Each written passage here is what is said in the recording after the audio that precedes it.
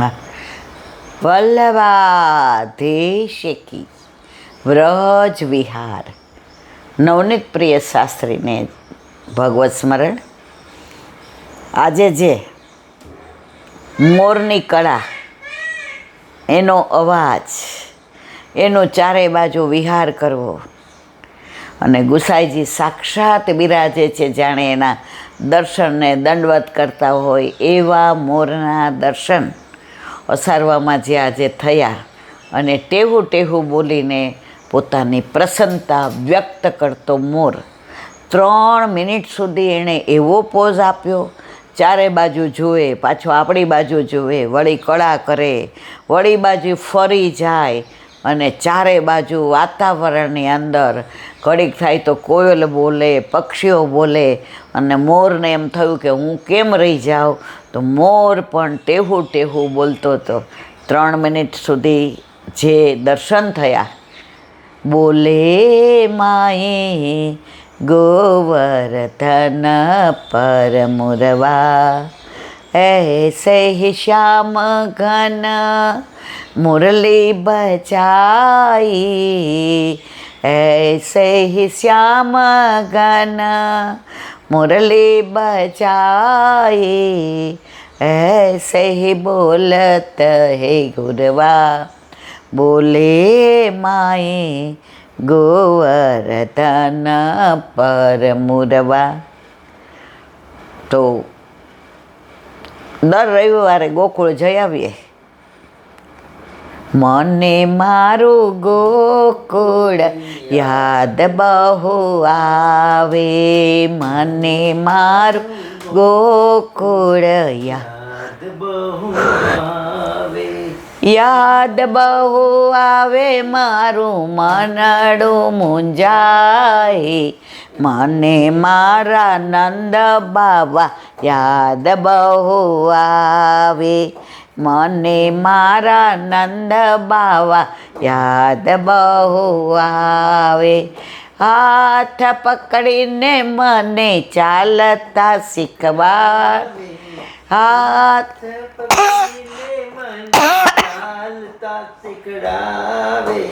મને મારું ગોકુળ યાદ બહુ આવે, મને મારા યશોદા મૈયા યાદ બહુ આવે, મને યશોદા મૈયા યાદ બહુ આવે, માખણને મિશ્રી મને રોજ ખવડાવે, માખણને મિશ્રી મને રોજ ખવડાવે, મને મારું ગોકુળ યાદ બહુ આવે, મને મારા સખાઓ યાદ બહુ આવે, કોળીઓ ભરીને મને ખાતા શીખવાડે, મને મારું ગોકુળ યાદ બહુ આવે, ને મારી ગોપીઓ યાદ બહુ આવે, માખણ ચોરી કરવા ઘરમાં બોલાવે, માખણ ચોરી કરવા ઘરમાં બોલાવે, મને મારું ગોકુળ યાદ બહુ આવે, મને મારા ગાય બછરા યાદ બહુ આવે, દૂધ દોહીને મને તાજું પીવરાવે, મને મારું ગોકુળ યાદ બહુ આવે, મને મારા યમુનાજી યાદ બહુ આવે, નૌકા વિહારમાં મુજને પોતાને પાસ બોલાવે, મને મારા યમુનાજી યાદ બહુ આવે, મને મારા ગિરિરાજ બાવા યાદ બહુ આવે, ગિરી કંદરામાં મને હિંડોળે ઝુલાવે, ગિરી કંદરામાં મને હિંડોળે ઝુલાવે, મને મારું ગોકુળ યાદ બહુ આવે, મને મારા વ્રજવાસી યાદ બહુ આવે.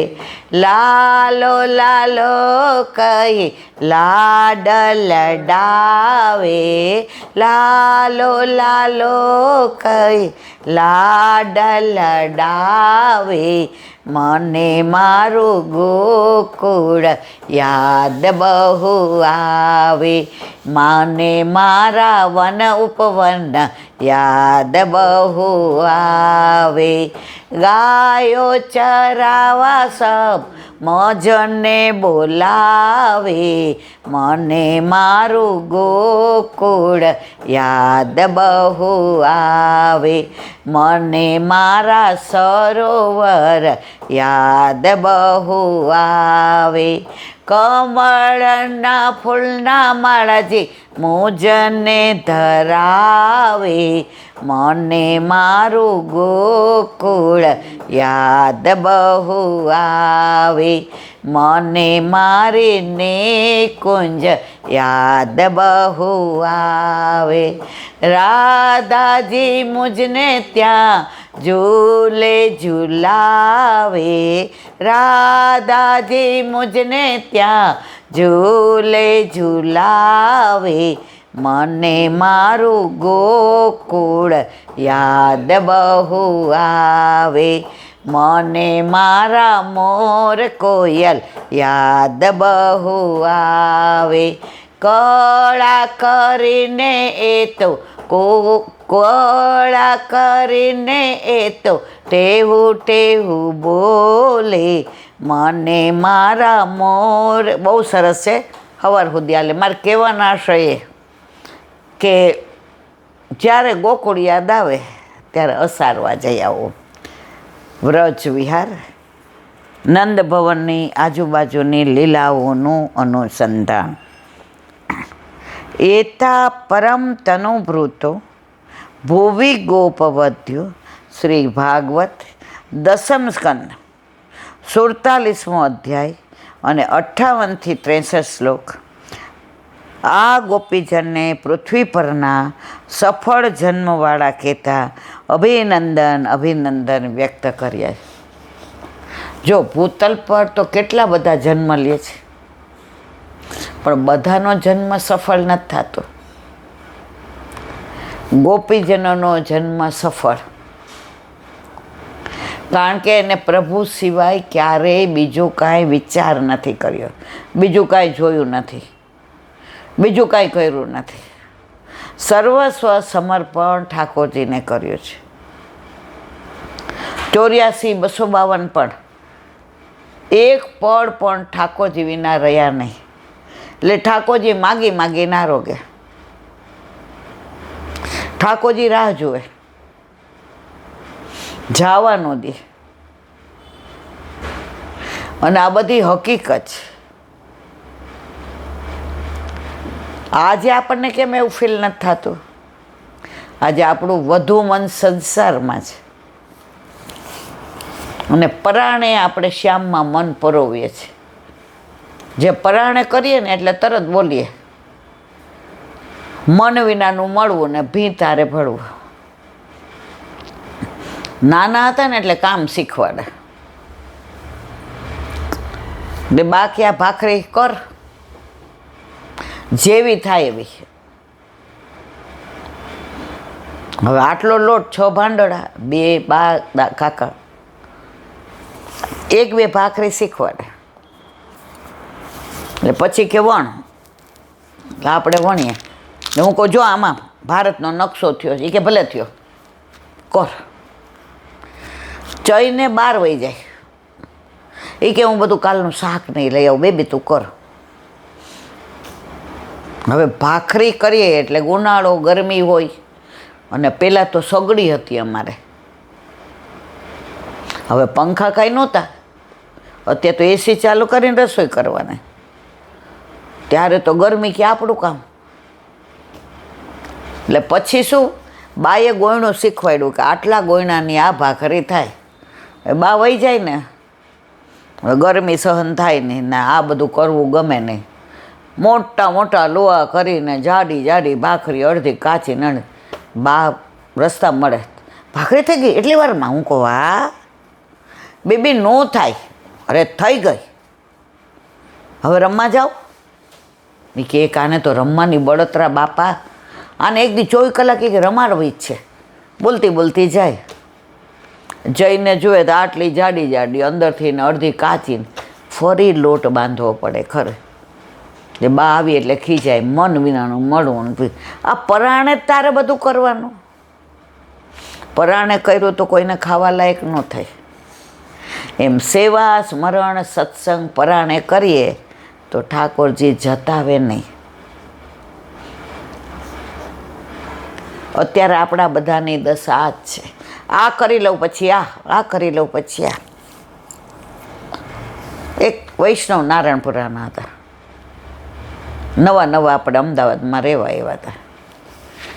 એ બધાએ મને કીધું કે એ અહીં તારે કામ હોય તો એમને કેવું, એટલે કોક વાર જાઓ.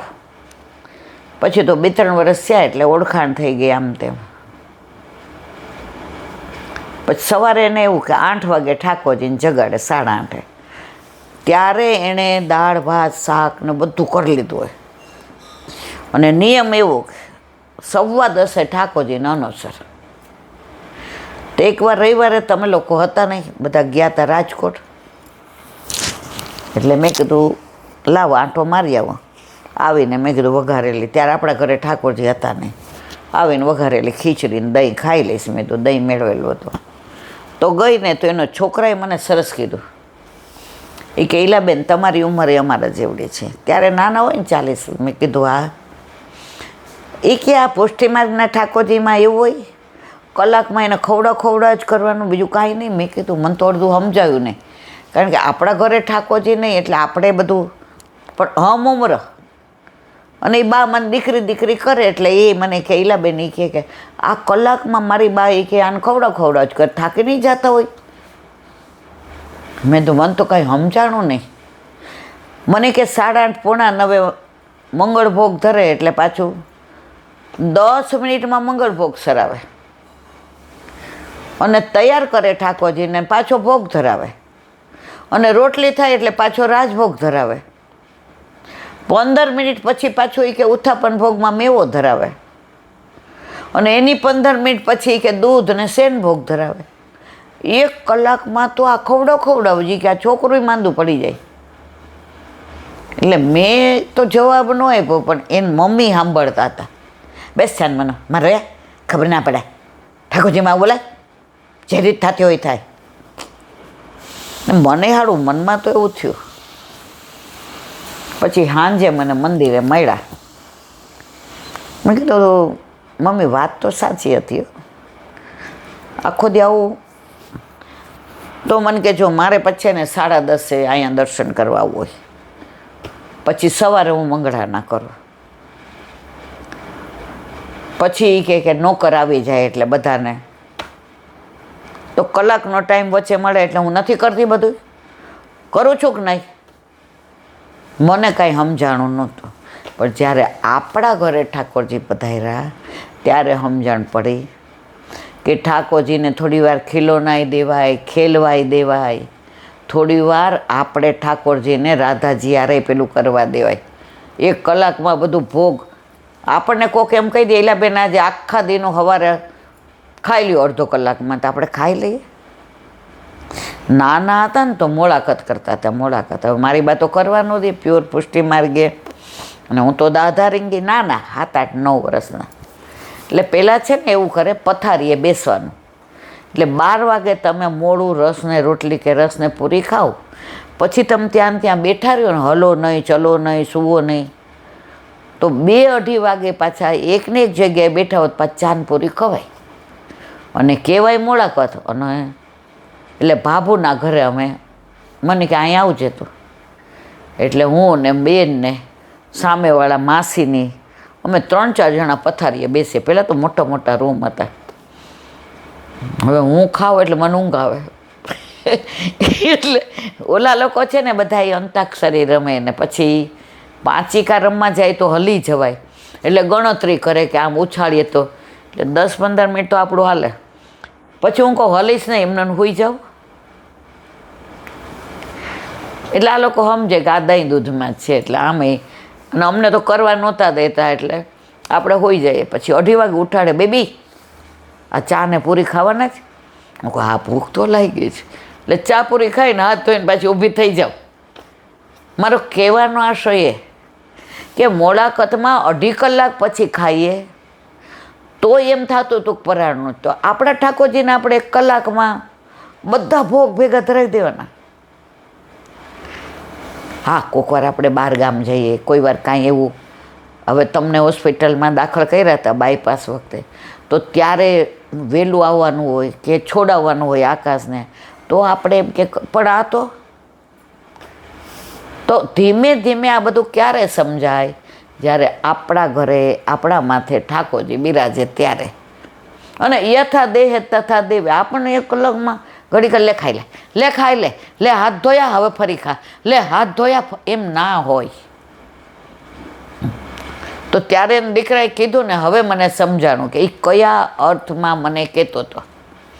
તો અહીંયા શું કહે છે કે ગોપીજનો તો જન્મ સફળ હતો, કારણ કે પ્રભુ સિવાય એને બીજો વિચાર ક્યારેય આવતો નહોતો. બોલો વલ્લભાધીશ.